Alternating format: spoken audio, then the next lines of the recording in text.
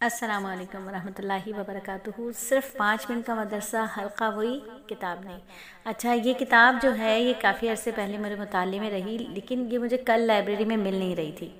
جب یکم محرم آیا اور اس سے پہلے میں نے اس کو سرچنگ شروع کی تو یہ مجھے لائبریری میں نظر نہیں آئی، اور آج میں پھر اسے ڈھونڈنے گئی تو الحمدللہ یہ کتاب مجھے مل گئی۔ اور جیسا کہ ہم نے یکم محرم سے آج کے سبق کا آغاز کر دیا تھا، آج کا سبق بھی ساتھ چلے گا، لیکن 5 منٹ کا مدرسہ تو چلے گا ہی چلے گا۔ تو 5 منٹ کا مدرسہ اللہ کے نام سے شروع، اور کتاب کو پڑھنے کا اہتمام بھی ہم اسی نام کے ساتھ کریں گے کہ اللہ کا نام بہت بابرکت ہے، کیونکہ نبی صلی اللہ علیہ وآلہ وسلم نے ارشاد فرمایا کہ ہر وہ اہم کام جو اللہ کے نام سے شروع نہ کیا جائے ادھورا ہے۔ تو بسم اللہ سے ہمیں 3 سبق حاصل ہوتے ہیں کہ ہر شعبے میں انسان کا رشتہ اللہ سے جڑ جائے، ہر کام میں اپنی بندگی اور اللہ کے مالک ہونے کا احساس پیدا ہو جائے، اور اس بات کا احساس ہو جائے کہ اللہ تعالیٰ کی مدد کے بغیر کوئی کام مکمل نہیں ہو سکتا۔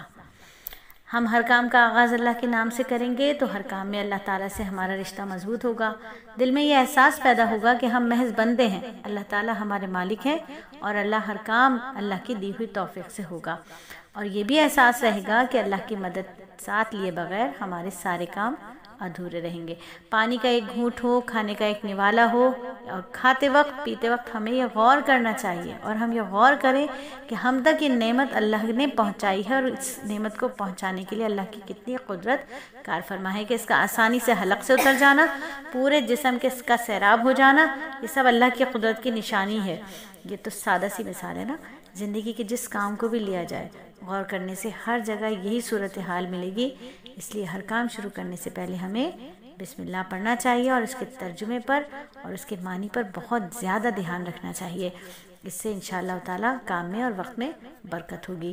کہ اللہ کے نام سے شروع کرتی ہوں جو سب سے مہربان اور نہایت رحم کرنے والا ہے۔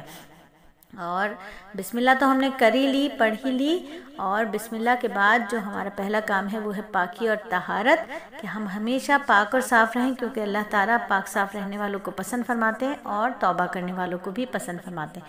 تو اللہ تعالیٰ کے نبی صلی اللہ علیہ وآلہ وسلم کا ارشاد ہے، آج کی حدیث ہے یہ، کہ جو شخص وضو کرے اور اس میں اللہ کا نام لے تو یہ وضو اس کے سارے جسم کو پاک کر دیتا ہے، اور جو کوئی وضو کرے اور اس میں اللہ کا نام نہ لے تو وہ وضو اس کے صرف اعضاء کو ہی صاف کرتا ہے، پاک کرتا ہے۔ معلوم ہوا کہ جو وضو کرتے ہوئے اللہ کا نام لے لے، یعنی تسمیہ پڑھ کر کیا جائے، تو اس کا اثر سارے جسم پر، سارے جسم کو پاک و منور کرتا ہے۔ اور جو وضو اللہ کا نام لیے اور اس کا ذکر کیے بغیر کیا جائے گا تو اسے صرف وضو کے اعضاء ہی پاک ہوتے ہیں، یعنی انسان کا پورا جسم، قلب، ذہن کچھ پاک نہیں ہوگا، صرف اعضاء وضو پاک ہوں گے۔ تو اس کا مطلب یہی ہوا کہ اگر ہمیں اپنی باطنی تاثیر اور نورانیت حاصل کرنی ہے تو پھر ہمیں اللہ کا نام ضرور ضرور لینا ہوگا، اور اگر ہم باطنی تاثیر اور نورانیت پر فوکس نہیں کرتے تو پھر چھوڑ دیجئے، بسم اللہ نہ پڑھیے۔ حالانکہ روایت کے مطابق جو وضو بسم اللہ والحمدللہ کہہ کر کیا جائے گا، اللہ تعالیٰ کے نزدیک اتنی عظیم نیکی ہے کہ جب تک وہ وضو باقی اور قائم رہے گا اس وقت تک محافظ فرشتے اس وضو کرنے والے کے اعمال نامے میں مسلسل نیکیاں لکھتے رہیں گے۔ تو معلوم یہ ہوا کہ اللہ کے نام کے ساتھ کام شروع کرنے کے بہت سے فائدے اور اس کی اہمیت بڑھ جاتی ہے۔ یقین کیجئے کہ آج کل ہم دیکھتے ہیں کہ بسم اللہ کا رواج نہیں رہا، ورنہ تو ہمارے بزرگوں کو ہر وقت بات کرتے ہوئے، بات کرنے سے پہلے، کام کرنے سے پہلے باقاعدہ بآواز بلند بسم اللہ پڑھا کرتے تھے، تو اللہ تعالیٰ ان کے ہر کام میں برکت اور خیر ڈالتے تھے۔ تو میری بہنوں، ہمیں اس کام کو دوبارہ سے زندہ کرنا ہے، اس کام کو، اس سنت کو ہمیں دوبارہ سے زندہ کرنا ہے۔ اپنے گھروں کے اندر ہر کام کرنے سے پہلے بسم اللہ بآواز بلند کہنے کا رواج کر لیجئے تاکہ ہمارے بچوں کو بھی آ جائے۔ اور ہر ماہ کا آغاز اللہ کے نام سے اور دعا کے ساتھ شروع کریں گے۔ ماہ محرم شروع ہو چکا ہے، آج ماہ محرم کی 3 تاریخ ہو گئی ہے۔ یقیناً آپ سب نے بھی چاند دیکھا ہوگا اور دعا مانگنے کا اہتمام کیا ہوگا، اے اللہ یہ چاند ہمارے لیے برکت، ایمان اور سلامتی اور اسلام کا چاند ہو۔ اے چاند، تیرا رب اور میرا رب اللہ ہے۔ اس دعا میں اللہ تعالیٰ سے نمبر 1 ہم نے برکت مانگی، ایمان مانگا، سلامتی مانگی، اسلام مانگا، اور اللہ تعالیٰ کے رب ہونے کا اعتراف کیا ہے۔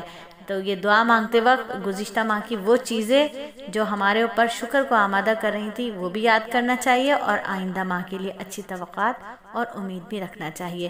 اور پھر ایک نصیحت پر بات ہو جائے کہ ماہ محرم شروع ہوا تو ایک غلط قسم کی رسم کی بھی اصلاح کر دی جائے تو بہتر ہے کہ محرم کا مہینہ بڑا برکت والا ہے، 4 قابل احترام مہینوں میں سے ایک ہے۔ اس کا احترام سمجھنے کے لیے اس کا نام محرم احترام والا ہونا ہی کافی ہے۔ تو شادی کی تیاری سے صرف اس لیے رک جانا کہ محرم یا سفر گزر جائیں تو شادی ہو سکے گی، یہ انتظار درست نہیں ہے، بلا وجہ تاخیر ہے۔ اور ایک قول کے مطابق حضرت فاطمہ رضی اللہ تعالیٰ عنہ کی رخصتی محرم میں ہی ہوئی تھی، اس لیے ہم نیت کریں کہ ادھر ادھر کی بے سروبہ باتوں پر کان نہیں دھریں گے، من گھڑت واقعات اور فضول رسم و رواج کی بجائے قرآن و حدیث کی تعلیمات کے موافق چلیں گے، اور خلاف شریعت کام، خلاف عقل بات کو چھوڑتے ہوئے اس مہینے میں نکاح مسنون کے مبارک عمل کو زندہ کرنے کے خصوصی اہتمام کریں گے۔ تو اگر ایک سوال بھی پوچھ لیا جائے تو کیا حرج ہے کہ بسم اللہ سے کیا 3 سبق حاصل ہوئے یہ بتائیے، اور وضو کی ابتدا میں بسم اللہ پڑھنے کا کیا فائدہ ہے؟ نیا چاند دیکھنے کی دعا تو آپ سب کو یقیناً یاد ہو ہی گئی ہوگی، امید کرتے ہیں اگر نہیں ہوئی تو پھر یاد کرنے کی کوشش کریں گے۔ سوالات کے جوابات ضرور دیجیے گا۔ السلام علیکم ورحمۃ اللہ وبرکاتہ۔